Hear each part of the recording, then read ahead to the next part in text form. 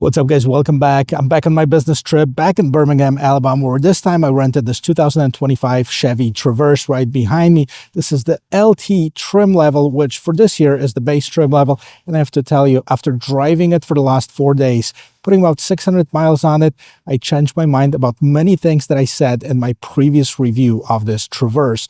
So today I'm going to take you on a complete tour of this vehicle. We're going to check it out as far as the exterior, interior, technology, and the test drive. So if you like watching videos like this, don't forget to check out the rest of my channel, hit that like and subscribe button. Now let's get back to this.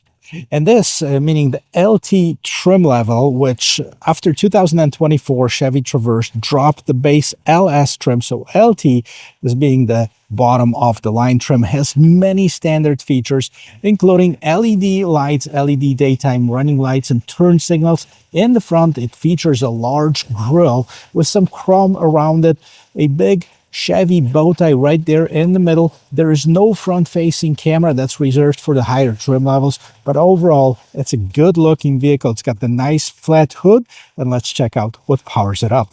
And that is 2.5-liter four-cylinder turbocharged engine with 328 horsepower, 326 pound-feet of torque, made it to an 8-speed automatic transmission. And quite frankly, this is one of the things that I changed my mind about it. I'm going to get a little bit more in-depth of it towards the end of this video while driving. What else do we have as a setup here? We have two hood struts that are holding the hood nice and tall. We have some sound insulation. And an important thing to mention, 23 miles per gallon is the average fuel consumption. And I like the design overall. It's a very proper SUV styling. Kind of reminds me of a Chevy Tahoe, which is a good thing. It is a little bit smaller, 204 inches long. 120.9 is the wheelbase of this vehicle, 79.6 is the width, and 70.6 is the height. So it is the largest midsize SUV on the market. That's bigger than Grand Highlander, bigger than the Telluride, bigger than the Pilot. And let's see what's going on as far as the wheel and tire setup. So it sits on 18-inch alloy wheels, 265 by 55 is the tire size. We have some matte black cladding around the wheel wells, Traverse spelled out at the bottom. Now we have the matte black cladding that goes pretty much around the entire vehicle. Turn signals built in the mirror. You have the ability to lock or unlock this vehicle pushing this button as long as this new remote is somewhere on you. By the way, it has unlock, lock, twice to start, standard feature on it, twice to open the rear gate, and a panic button. Right on top of the windows, you have this chrome trim piece that continues through the entire width or length of this vehicle, and you have this shark fin right at the back, so typical to the new style Chevys for 2024 and beyond. And right here in the back, we have all LED light setup as far as the turn signals, brake lights, regular taillights, the whole 9 yards. Trailing package is now standard on the LT Tahoe with 5,000 pounds towing capacity. As you can see, you have dual exhaust tips on both sides. The reverse lights right at the bottom there. Let me see if I can turn them on actually for you. If I start this vehicle, well, yeah, they're not on, but the vehicle is on because you can see the lights were on. Let's turn this off. And I'm gonna open up this rear tailgate because this where this vehicle really shines with over 24 cubic feet of storage. It is bigger than the Telluride, it is bigger than Pilot, it's bigger than the Grand Highlander. It's almost the same as a Tahoe. It's not as wide, it's not as tall, but it is just as much the same amount of room in here. Now underneath here you have this extra tub right here where you can put more stuff in here. The seats 60-40 split. I'm gonna get inside of them once on the interior and show you how much room I'll have as a 6-foot tall adult.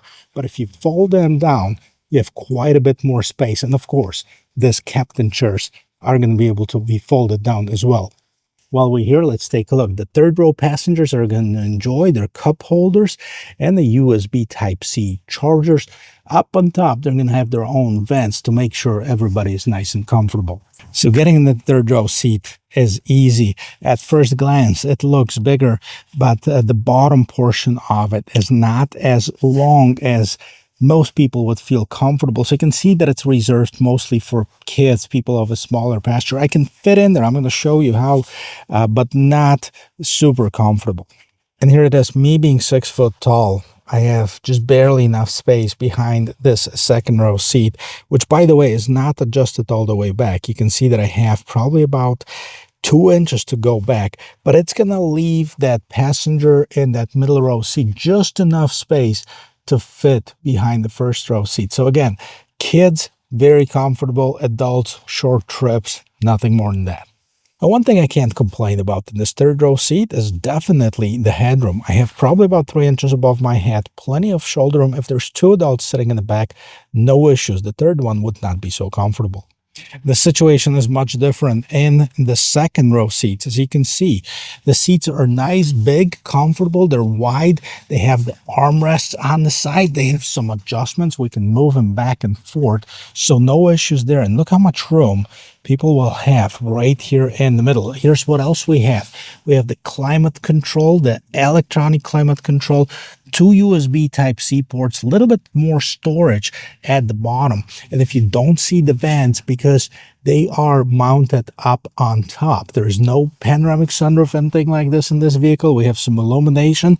And let me jump inside this middle row seat, see how much room I'll have here. So here's the roominess in the back, and I just noticed how much dust is in this car. Can you guys see that? All the stuff flying around. Sorry, that's my ADD kicking in. Anyways, there's so much room I have behind the driver's seat. Probably about 3 inches, maybe a little bit more. My feet fit nicely into the footwells underneath the seat, so that's a plus too. Also, the seat itself is positioned higher, so it's like kind of a theater seating, so I can see everything what's going on, even by looking like almost above the driver's head. And did I mention there's plenty of headroom and shoulder room in the second row seat? Before we get inside, let's listen to the sound of the closing door here. That is very good, very solid thud. We're going to listen to it from the interior as well. Here's what we have in the front door panel. The same soft touch materials right at the top, at the bottom for the armrest, of course. We have lock and unlock, a little bit different color trim, some satin chrome as well. We have this hard plastic materials down at the bottom. This is where you open your rear gate. And let me show you what else is going on the interior. Let's do it again from the inside. Listen to the sound of the closing door. Boom, that's pretty solid as well. And guys, I can't tell you how impressed I am with the interior of this vehicle, with the functionality of it, with the layout. This has really been one of the most comfortable vehicles that I've rented in a long time. So let's take a look, first of all, at the design. I like this. They combine some of that, I don't even know, gunpowder metal, a little bit of texture on the side. It kind of matches the side of the door. We have this satin chrome trim piece. We also have some softer touch materials on the dashboard with this contrast stitching. Okay, this is a base trim. All of the trim levels are equipped with this massive 17.7-inch screen and 11-inch screen as far as the driver information display. The steering wheel, it's very thick. I actually like it a lot. It fits really good in my hands. The only drawback is it doesn't have this little bit thicker portion right here for that better grip. But anyways, it feels really good. I really haven't had problems with driving it. Now, when it starts up and it's cold like this, it's 37 degrees outside right now. It was 9 when I woke up this morning. It turns on the heated steering wheel and the heated seats right here, which I always have to turn on because to me, it's almost like too much. But what we have on the left-hand side here, it's the cruise control. So you have the cruise control, adaptive cruise control, which is standard equipment on this vehicle. You can set it and reset it on the left hand side. On the right hand side here at the bottom you have the heated steering wheel, and then you can change the displays, which I'm going to go through it right now. But media, voice control, phone, and this is the OK button. So as far as the display, right now we have the map. Now this is the map that's included with the vehicle. This is Android Auto, right? Looks similar, yes, because they're both made by Google, so almost the same thing. However, you can switch that display to like the Android Auto display, right? One of them is Android Auto, one of them is regular navigation. This is where you see the adaptive cruise control on the left-hand side. You'll still see your speed tachometer, 154 mile range. It's actually growing on me, right? And then this is like the minimum display. We have this, what was in the vehicle when I started it. Actually, that's pretty cool, right? So you have the tachometer, speedometer right in the middle, some kind of whatever. This is Android Auto. I think that's what's playing right now. I don't even know what this Reuters keeps on turning on. Then back to this display if you want to go through. So all the information is still there. You have your temperature, you have the 1989. This is the odometer on this vehicle. But let's go to the 17.7-inch screen. Now, here, my big complaint about this vehicle before were there's the light settings, okay, the controls for the lights right here, okay. They're no longer on the stalk right behind the steering wheel, and I was looking for it at one point.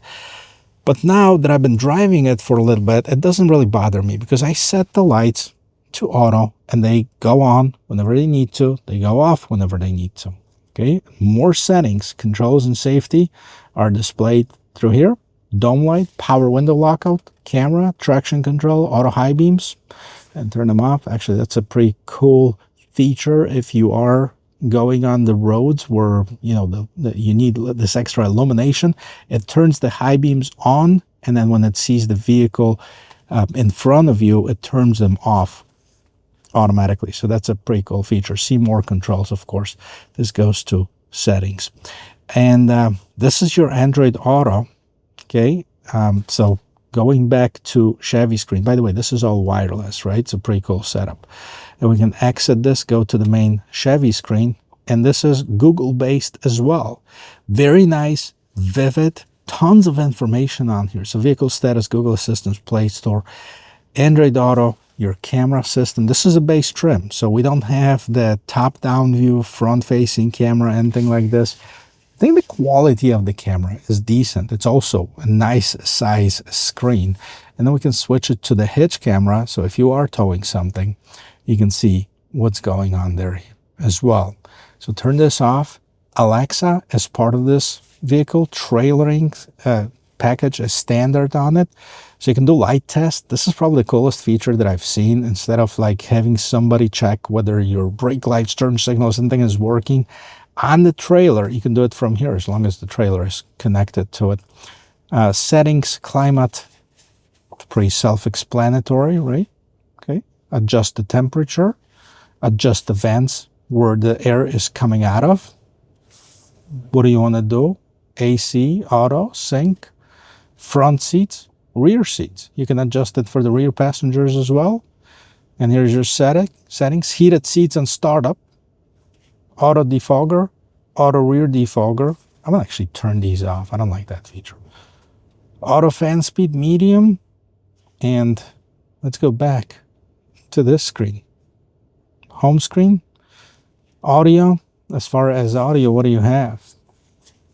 AM, FM, Sirius XM, Android Auto, News, USB, Alexa. All right, well, this is a basic stereo too. So here's another thing that just popped on. It's got the good sound, but it's nothing special, right? And it doesn't have any Bose stereo on it or any branded stereo. So your phone, okay, no recent calls because the phone has really just been connected, but it's sitting on the wireless charger at the bottom. And you go to controls. That's what we've seen in the front, like on the left-hand side of it. And maps. Now maps, this is the built-in navigation system. And look how huge, how bright, how visible, how vivid it is. And you can also see the traffic, right? See the traffic places right here. Anyways, you can find it however you want. 22 minutes from the airport in Birmingham. So this is basically your infotainment system. Now, the bottom of the screen, this is always on. Here's your climate control. So if you want to adjust it, go up or down, you can adjust that. There is, however, a physical knob that can adjust the temperature here at the bottom.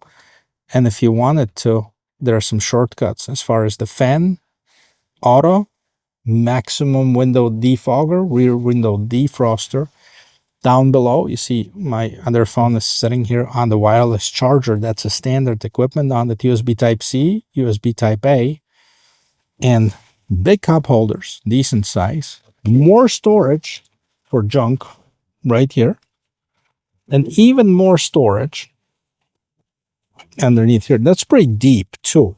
But in addition to this, where you have this sliding drawer, basically, you have more storage underneath this floating console. Move out a little bit. See, right here. You can put your purse, you can put something, you can hide it underneath here. Plenty of room for that as well. Okay, up on top, you have the tiniest mirror. I know this has been my beef with it. This is the only thing that I really don't care about for in this vehicle. Sunglasses holder. You have your OnStar, which, by the way, I think you have a 5-year, like a basic OnStar subscription with purchase of this vehicle. Okay, illuminated mirrors. No sunroof, as I mentioned, on this model. That's reserved for the higher trim levels, but I'm really impressed how many standard features Chevy included in this base Traverse LT. Now, let's see how much it costs and take it for a spin. And before we take it for a spin, let's talk about what's standard and what's optional on this particular vehicle. I was able to go to a local dealer here, and I asked politely. I gave them the VIN number. They were able to give me the copy of the original sticker for this vehicle. So as you can see, this is 2025 Traverse LT front-wheel drive. Total MSRP for this particular one is $42,995. That includes $1,000 optional feature, and that is that Black Evotex material. That's that leatherette that we have that normally it would be a premium cloth, but because it's a rental vehicle, I guess that's, you know, what they requested, to be more durable and it's easier to clean. So that makes sense. $42,995 is the MSRP on this. As far as the gas mileage, 23, as I mentioned, is the combined one. I was managed to do like 23.6, 24 miles to a gallon. Keep in mind that it was really, really cold this week when I'm here. And this is really hilly up here. So it's not bad. Almost 24 miles to a gallon in a mixed cycle. Not bad at all. What else we have? The exterior is the Mosaic Black Metallic. And the interior is the Jet Black Evotex. That's what we have on this one. And other models for the Traverse for 2025. We have the Z71, which is the next model up. Then we have the High Country and the RS. The Z71 standard with the all-wheel drive system at $48,995. So this is a good value, $42,995 if you don't need the all-wheel drive. If you do want the all-wheel drive, the LT is also available, the all-wheel drive. And it's going to be at $43,995. So in this case would be $44,995 if you chose the same package, right? So it's still $4,000 difference than Z71. The High Country, $56,995 and $58,795 for the RS. Now, I've done the Z71 and RS a few months ago, and I have to tell you, there are a few things that I didn't really care for about this vehicle. One of them, the main one, was the engine. I tested out the brand new vehicle, just came off the truck, really nice, shiny features, all that stuff. I liked a lot of the features. I didn't care for the drive. I've been driving this vehicle for the last 4 days now. Tomorrow is my last day. Tomorrow is the 5th day, and I have to return it. And I gotta tell you, I changed my mind. Let's go for a test drive, and I'm gonna keep telling you why. Well, first of all, as far as the maneuverability of this vehicle, can I say that right? Maneuverability. All right, see how I'm doing circles right here? Yeah, I'm not crazy, but this is the parking lot, you know, and I can still maneuver it very nicely. It's got a pretty good tight turning radius, considering that this vehicle is 204 inches long. I like the way that the steering system feels. I like the way that the steering wheel feels in my hand and the weight of this steering wheel. And also the suspension. It's balanced just right. Suspension really protects this vehicle from this goofy body roll that you'll find on some of the SUVs, including some of the Chevys, even the older Chevys, were really, really boaty. That's not the case with this one. But the main thing that surprised me and really changed my mind about this vehicle is the way it drives. 328 horsepower, 2.5 liter four cylinder. Now, in my previous reviews, I go like, I wish they left the 3.6 alone. So it's a better engine. I still think they should have, just, so people have a choice. And, if they want the four cylinder, they can get four cylinder. But if they wanted the six cylinder, they can stay with the V6. Now, that's not the case. We have to live with what they give us. But I have to tell you, this four cylinder grew on me so big after the first day of driving it. There's a lot of hills here in Birmingham. It's up and down, so you're constantly either ascending or descending. No issues.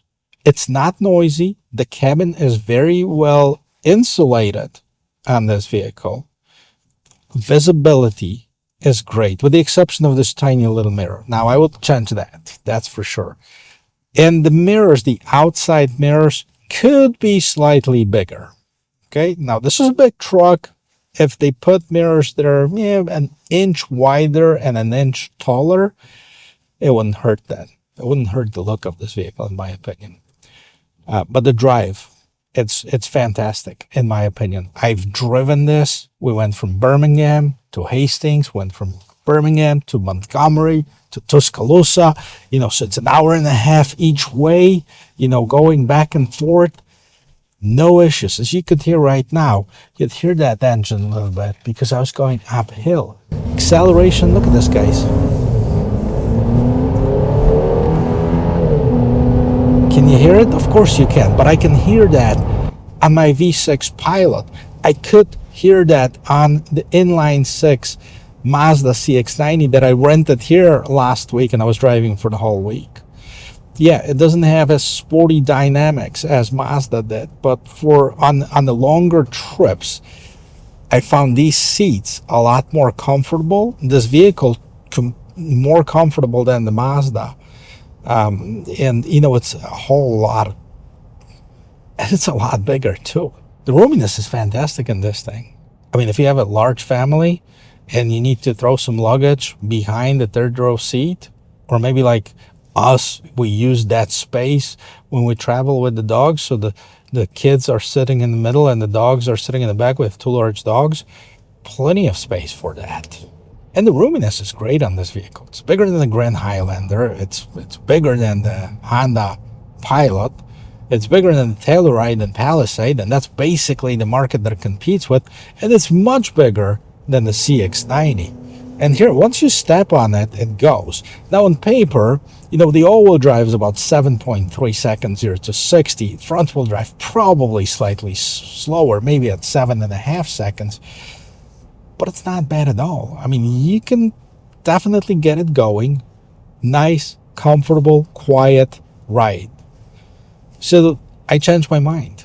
I think this vehicle is much better than I originally thought it is. Guys, just want to be clear with you that this video is not sponsored by Chevy. It's not sponsored by any dealership. No rental agency. I actually rented it with my own money. So what I said to you is my personal opinion, what I feel about this vehicle, what I like and what I don't like. So it's not influenced in any way, shape, or form by anything or anyone.